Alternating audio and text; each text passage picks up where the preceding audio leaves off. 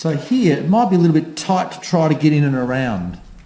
And so you're going to struggle to get into that to get the suture out. Instead, you start down deep. So any deep suture, we have to start down deep in the wound, is always very important. But rather than coming out in the upper dermis, we come out through the skin.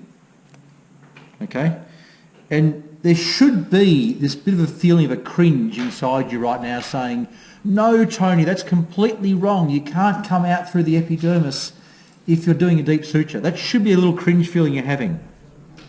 But what you do for the Marini instead, and this is the fun part about it, is you enter the hole exactly the same point you exited. And you run it shallow across the surface. I'm going to try to zoom into that to show you where I am there. See how focus will go.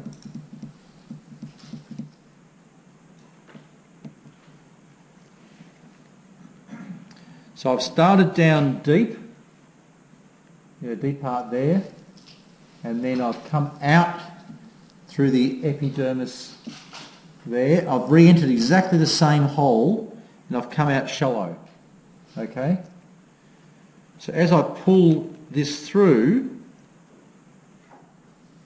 if I've entered that hole there correctly, as I pull it through, that should pop under the skin. So your re-entry at exactly the same point is a very important part of it, so that this actually gets a little bit buried under the skin at the end of it. It always leaves a slight pucker. Okay, so there will be a bit of like a little tiny acne scar type puckering at the edge of the wound as a consequence of Marini. That's normal for it to do that. The second side, we've gone shallow exit point there. We have to do a shallow entry point here.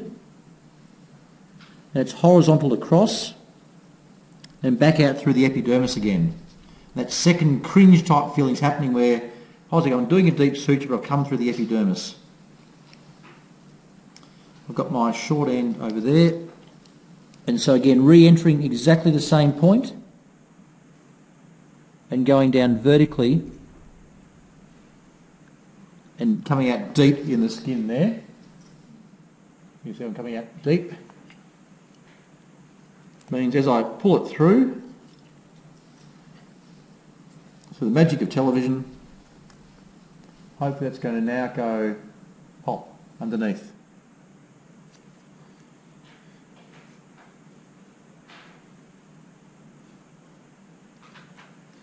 So the starting point is now exactly like a normal deep suture. Okay, deep surface, surface deep. And I can do that in a very small hole. I do my 2 loops. I create my spaghetti spiral down there. I turn it 90 degrees. I give it a wiggle, and that should get the whole thing to then close properly. So I get the edges closed. So you can do that on a punch biopsy in terms of the size hole you can close with a deep suture. And that's really convenient.